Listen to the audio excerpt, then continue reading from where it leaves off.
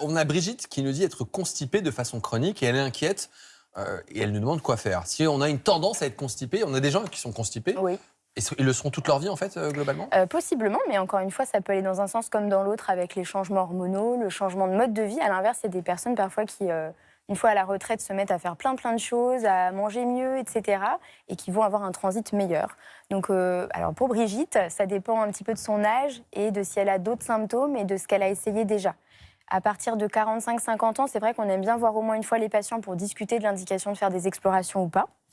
S'il y a d'autres symptômes associés, des saignements, une perte de poids inexpliquée, des choses un peu inquiétantes, il ne faut pas hésiter à poser la question au moins au généraliste.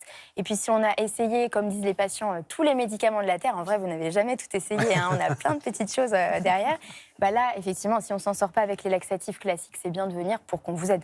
Vous parlez d'exploration, on parle de coloscopie du coup quand C'est on ça. a... C'est le principal examen, c'est la coloscopie pour être sûr qu'il n'y ait pas un blocage au niveau du côlon.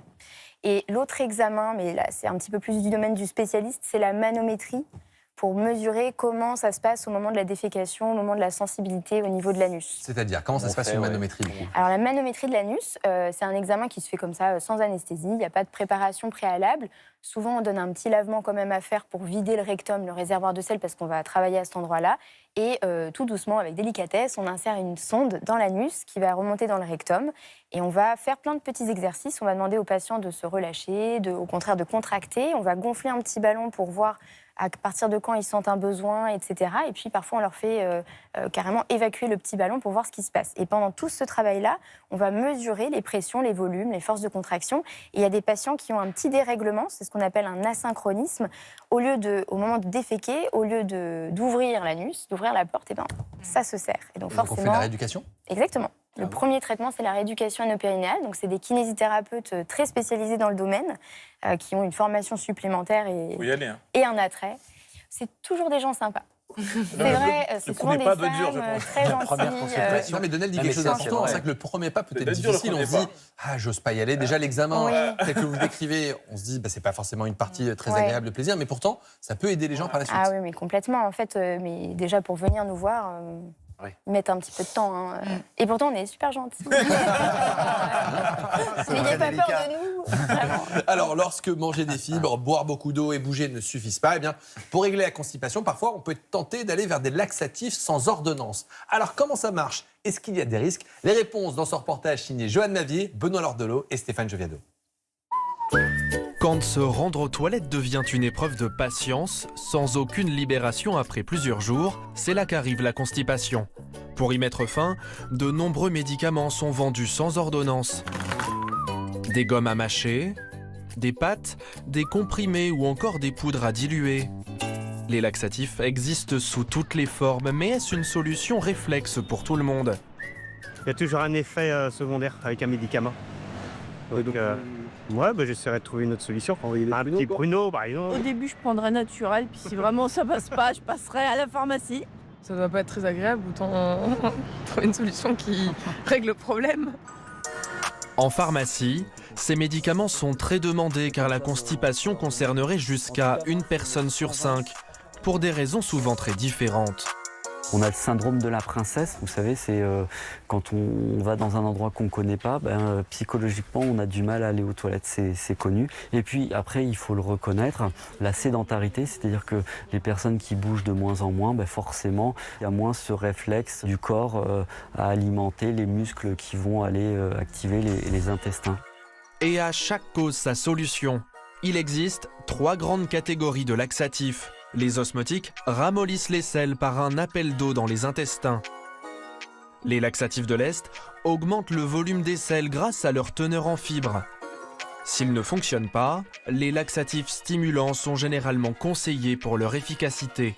Ils favorisent les contractions de l'intestin. Donc là, vous avez les laxatifs stimulants qui vont agir, on va dire, dès la première heure. Jusqu'à 10 heures maximum. Là, ça sera plus dans les 12 à 24 heures pour les laxatifs de l'Est. Idem pour les laxatifs osmotiques. Les laxatifs stimulants sont les plus rapides à agir, mais aussi les plus controversés. Ils sont accusés de rendre le côlon paresseux. Ce gastro-entérologue veut rassurer. Il faut dédiaboliser ce laxatif par rapport au fait que ce serait dangereux, ça c'est pas vrai. Mais il faut reconnaître que Il y a plus de patients qui trouvent que l'effet est désagréable parce qu'il est trop fort, parce qu'il dure trop longtemps, parce que c'est associé à des douleurs abdominales. Et donc, effectivement, ça ne laisse pas toujours un bon souvenir. Mais ça a le mérite de décoincer certaines constipations chez les gens qui ont des constipations intenses et chez qui les autres laxatifs ne sont pas suffisamment efficaces. Mais attention, si la constipation est soudaine, durable ou accompagnée de saignements, elle peut être le signe d'une pathologie et nécessite un avis médical. Alors là, quand on va chez le pharmacien, on se rend compte que c'est la caverne d'Ali Baba, tant il y a de laxatifs. C'est dur de faire un bon choix. Oui, alors le pharmacien peut vous aider. Et encore une fois, ce qu'on donne en première intention, c'est plutôt les mucilages. Les mucilages, c'est ces petites substances qui vont au contact de l'eau devenir tout épais, un peu visqueux. D'ailleurs, si vous le mélangez dans l'eau et que vous ne le buvez pas tout de suite, c'est imbuvable. Ça, c'est pas mal parce que ça ne peut pas vous donner la diarrhée. Ça va réguler le transit, donner des selles plus épaisses de bonne consistance et faciliter l'exonération. À l'inverse, les osmotiques, ils vont être aussi efficaces, hein, mais eux, ils vont hydrater. Donc là, si vous les prenez un petit peu trop, risque de diarrhée, bon, c'est pas très grave, vous baissez simplement le dosage. Ça gagne toujours, hein, les laxatifs osmotiques, c'est le petit frère de ce que vous buvez avant les coloscopies pour vider le côlon. C'est juste une question de quantité, donc souvent ça fonctionne quand même. Si on le prend mais est-ce qu'on peut s'habituer? Parfois, moi, j'ai des patients qui me disent « Ah, mais j'ai peur de devenir dépendant et après, mon tube digestif va devenir un peu feignant. » Non, normalement non, parce que vous jouez pas sur la motricité, ça ne l'abîme pas.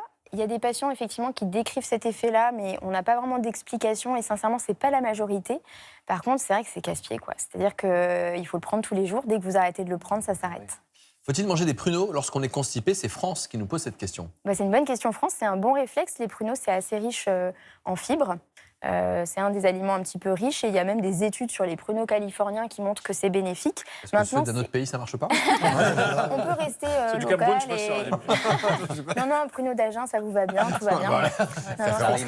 On est bien d'accord. Et il y a d'autres aliments très riches en fibres, ça se trouve facilement sur Internet. Les grands gagnants, c'est les légumineuses et toutes les graines de chia, de lin, graines de chia, vous parlez de mucilage, le son d'avoine, tout ça, ça c'est très efficace. Mais après, une pomme avec la peau, c'est 9 grammes pour 100 grammes de fibres, c'est très bien aussi. Anne nous demande s'il y a une boisson qui est préconisée quand on est constipé. Ah oui, alors déjà, boire, c'est bien, parce que en fait, on est très mauvais. Hein. Là, c'est bien, on a tous nos petits verres d'eau, mais les Français, ils boivent pas assez. Donc déjà, c'est 1,5 à 2 litres d'eau, c'est ce qui est recommandé pour tout le monde. Si vous buvez plus, vous ferez plus pipi, ça va pas forcément changer grand-chose sur le transit. Mais on voit aussi plus caca, du coup, si on boit plus. Alors non, si vous buvez beaucoup, vous allez faire beaucoup pipi. Ah, seulement? Oui, par contre, si vous buvez des eaux riches en magnésium, là, ça peut avoir un petit effet laxatif, donc ça peut aider. Alors moi, j'avais reçu une question ou entendu parler de boire une cuillère d'huile. Est-ce que ça peut aider à aller aux toilettes? Oui, alors... non, mais si, on le prescrit parfois. Hein. Ça glisse, c'est ça? Exactement, mais c'est ce qu'on appelle des des laxatifs lubrifiants. Donc, notamment l'huile de paraffine, elle a été même médicalisée. Hein. Les femmes enceintes, souvent, elles prennent des petites gelées à la framboise, là. Et effectivement, c'est un mécanisme d'action, mais qui est différent. Ça ne va pas vous donner des selles plus fréquentes ou mieux hydratées. Ça va simplement lubrifier la selle avant la sortie, en général le lendemain. Samia nous demande si la constipation chronique sur le long terme, ça peut favoriser le cancer colorectal. Non, rassurez-vous, heureusement, parce que vu le nombre de constipés, on l'a vu, il n'y a pas de surrisque de cancer colorectal. Aurélie nous demande si la constipation peut mener à une occlusion intestinale. Ah alors, ça c'est vraiment des cas à la marge. Il ne faut pas retenir ça. Ça veut dire que vraiment, si vous êtes bloqué pendant très longtemps, oui, mais il ne faut pas vous inquiéter. Si vous êtes un petit peu coincé, vous prenez des laxatifs et en général, ça passe. Ça finit toujours par sortir. Voilà, alors effectivement, parfois les patients sont coincés, ils ont un fécalome, un gros bouchon à la sortie, et donc là on est obligé de faire des lavements pour évacuer la selle. Mais bon, c'est quand même pas la majorité, heureusement, des gens qui ont ça un jour. Jessica nous dit, tiens, je suis constipée depuis l'enfance, est-ce que ça peut être dû à un côlon qui serait plus long que la normale? Alors c'est possible qu'elle ait une petite variante anatomique, c'est ce qu'on appelle des dolichocolons, donc c'est des côlons un petit peu longs par rapport à la moyenne. C'est mignon comme nom. Ouais, oui, c'est vrai. Un petit Pour un truc qui fait chier, ouais. C'est vraiment rigolo. Mais pour autant, c'est pas grave d'avoir un dolichocolon et on va pas le chercher spécifiquement. Il y a probablement chez cette personne des facteurs génétiques, hein, on a des lignées entières de familles constipées, peut-être un petit peu de microbiote, peut-être un petit peu l'alimentation qui n'est pas assez riche en fibres, l'activité physique, etc. Est-ce que le stress peut favoriser également la constipation? C'est Dora, il nous reste 10 secondes. Alors le stress, pour moi, ça favorise tout. Le plus souvent, ça donne plutôt la courante. Mais j'ai des patients qui ont plus mal au ventre et sont plus constipés quand ils sont stressés, donc je dirais oui.